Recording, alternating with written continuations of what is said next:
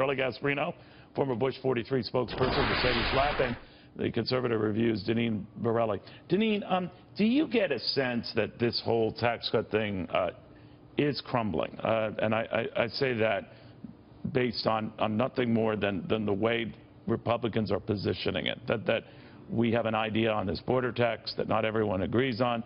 There's bickering between the House and the Senate as to how far they should go to make it a big tax cut or one that's paid for. In other words, they haven't even ironed out those. I'm not saying they're insignificant details, but the big details they have not ironed out. No, you're right. And the problem is there are too many ideological ideas within the Republican Party. You have the Mike Lee's on this end. You have the Susan Collins on the other end of the spectrum. And so you also have... the Susan Collins types are paid for tax cuts, right? Well, the Mike Lees are to cut, yeah, and right. to right. So that's what I meant by that. Excuse me. So when you look at that, they're not gelling. They're not coming together to even hash things out. Paul Ryan, for example, he is hard. He's pushing hard for this border tax. Republicans don't like it. The Trump administration doesn't like it. Stephen Mnuchin even said it's a dead issue, and so they're not coming together on. Well, he thinks he's still head of the budget committee. I guess he's forgotten. Speaker of the House. Head of the House. Speaker of the House. I know. What do you think, bud? When I talk to institutional investors, big ones, they say there's not going to be a tax cut this year. They really at all. They don't see it. I mean, even though the market's going up, and we can get into why. There's a few stocks that are powering, including Amazon, and talk about buying mergers and maybe upping that bid, which is net positive. When I talk to people on the Hill, staffers for Republicans, they don't think it's going to happen either. Yeah. Now, why doesn't anybody think it's going to happen? Now, you can blame Ryan all you want, and I know I'm going to get a lot of nasty tweets at this, but too bad. This is President Trump's problem. He has almost no stroke out there. He is not leading. He is not going to Paul Ryan and the various constituencies and trying to cobble something together. What he is obsessed about right now is, crooked Hillary and Robert Mueller and everything but this legislative agenda. And that distracts him. Now, he has made it very clear, at least the White House has, that he's not a fan of the border tax. So Mnuchin has said that. Do you think that is this Ryan spiting that or what? I mean, listen, if you have a president that leads and commands respect, Ryan gets in line. And here's one thing we should talk about. How did Reagan actually get his tax cuts through?